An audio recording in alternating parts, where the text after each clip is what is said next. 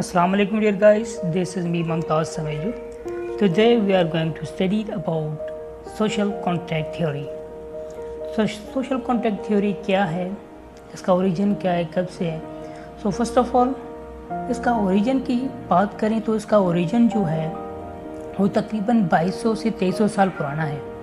इसका ओरिजिन सबसे पहले सोक्रेट ने दिया था. If we talk about old mean अगर ओल्ड की बात करें, पुराने की बात करें तो सोक्रेट गेव इट्स ओरिजिन. ठीक है, तो सोक्रेट ने इसे बहुत पुराना पहले जो सबसे पहले सोक्रेट ने इसका ओरिजिन दिया था. Now if you talk about present time mean आज से 300-400 साल पहले. तो 300-400 साल पहले कुछ साइंटिस्ट थे 2-3 जिसने मॉडर्न कंसेप्ट दिया, जिसमें थॉमस होब्स, जॉन लोकी और रूसो था. अब इस सोशल कॉन्ट्रैक्ट का मतलब क्या है, इसका कॉन्सेप्ट क्या है. In society there is a contract होता है. अगर वो कॉन्ट्रैक्ट नहीं होता तो सोसाइटी चल नहीं सकती. नाउ विद अब ये कि वो कॉन्ट्रैक्ट किस से होता है. वो कॉन्ट्रैक्ट जो है this is contract is between city and state. City और रियासत के बीच में होता है. Mean this is agreement between city and state. ये कॉन्ट्रैक्ट जो है सोसाइटी की बुनियाद होती है, इसीलिए इसका नाम सोशल थ्योरी या सोशल कॉन्ट्रैक्ट रखा गया है. अब जैसे कि मैरिज कॉन्ट्रैक्ट होता है, रेंट एग्रीमेंट कॉन्ट्रैक्ट होता है, इसी तरीके से ये सोशल कॉन्ट्रैक्ट है जो कि सिटीज़न और स्टेट के बीच में ये कॉन्ट्रैक्ट हुआ था कि किस तरीके से रहना है, किस तरीके से रूल अप्लाई करने हैं. अब हम कुछ पॉइंट्स दी, मतलब की पॉइंट्स की बात करें तो there is always a contract. अब वो कॉन्ट्रैक्ट किसके बीच में होता है, contract between city and state.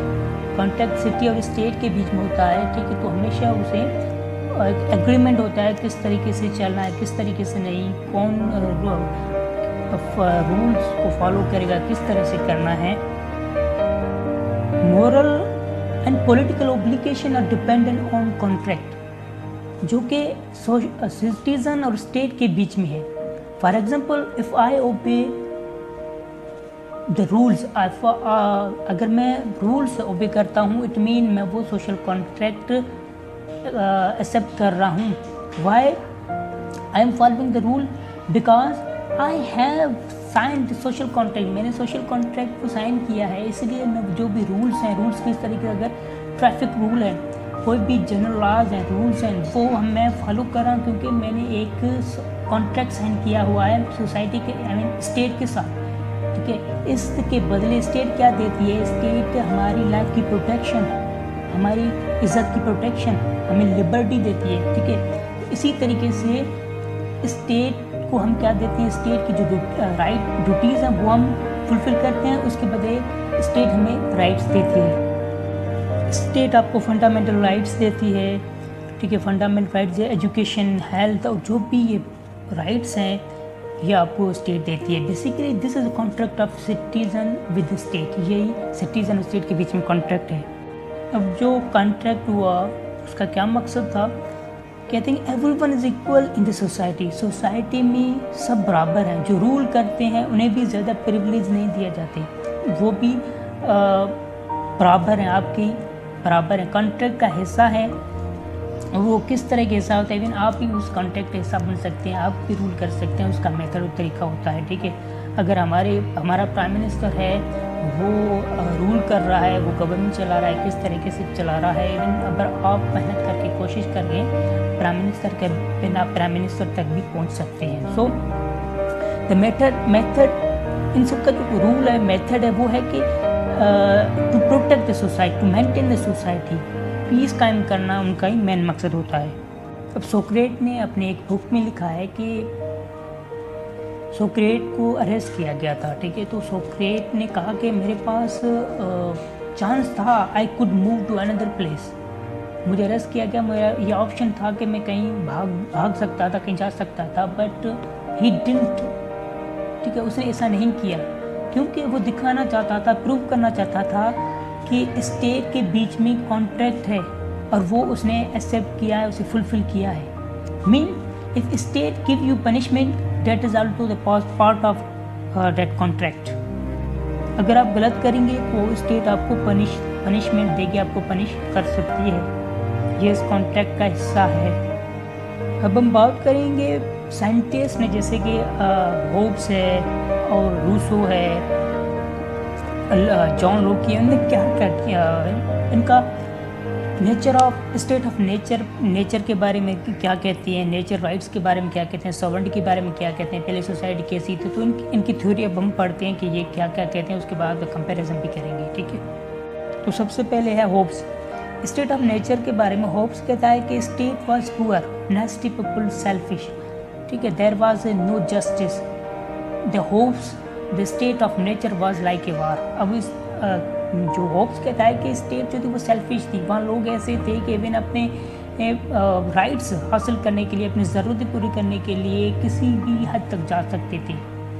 लोगों को इवन अगर उसे मारना पड़े तो मार भी, लड़ कर झगड़ कर वो अपने राइट्स लेने के लिए किसी भी हद तक जा सकते थे। और वो जो थे नेचर ऑफ स्टेट थे, वहाँ जो नेचर ऑफ स्टेट था वो बहुत ही बैड था। ठीक है, वो लोग वो चाहते थे कि मैं हर मैन पे मैं ही रूल करूँ, मैं ही हुकूमत चलाऊँ, गवर्न करूँ। तो उनका यही मकसद था कि वो सेल्फिश थे, किसी भी हद तक जा सकते थे और वो बहुत ही ख़राब थे। इस तरीके से होब्स ने ये एक्सप्लेन किया है। मेन अब ये कहें कि स्ट्रॉन्गर पनिश करता था वीक पे, क्योंकि टू गेट द प्रॉपर्टी हासिल करने के लिए क्या करते थे वो एक दूसरे पर पनिशमेंट करते थे, पनिश करते थे होब्स के अकॉर्डिंग। अब हम बात करते हैं जॉन लोग कहते हैं कि यह बिल्कुल अलग है होब्स से।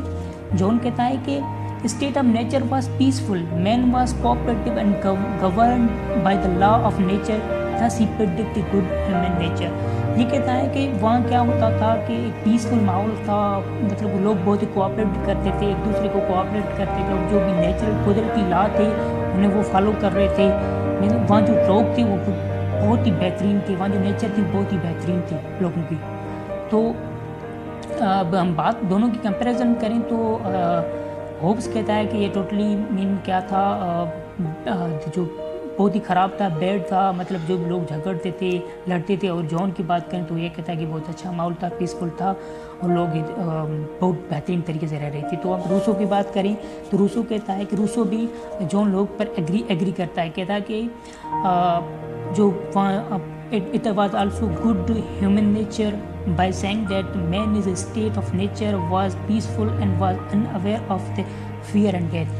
तो जॉन लुक जैसे कहता है कि ऐसे यही कह रहा है कि वहाँ जो सोसाइटी थी, जो ह्यूमन थे वो नेचर में बहुत ही अच्छे थे, बाय नेचर अच्छे थे और जो एक दूसरे में वो जो रूल्स थे पीसफुल लोग थे। और उन्हें इवन ये भी पता नहीं था कि डब क्या होता है, फियर क्या होता है और डेथ क्या होती है। Even they have no knowledge about fear and death. ठीक है, तो अब हम बात करें नेचुरल राइट्स की ये दोनों क्या कहते हैं, तीनों क्या कहते हैं। तो फर्स्ट ऑफ ऑल होब्स कहता है कि natural rights were based upon power of might, those who are stronger has only right. अब होब्स के अकॉर्डिंग कहता है कि जो भी पावर है, ठीक है, जो नेचुरल राइट्स हैं वो पावर पर बेस करती थी। ठीक है, लेकिन जो इक़्तिदार में था, जिसके पास पावर था, जो स्ट्रॉन्ग था, वही राइट रखता था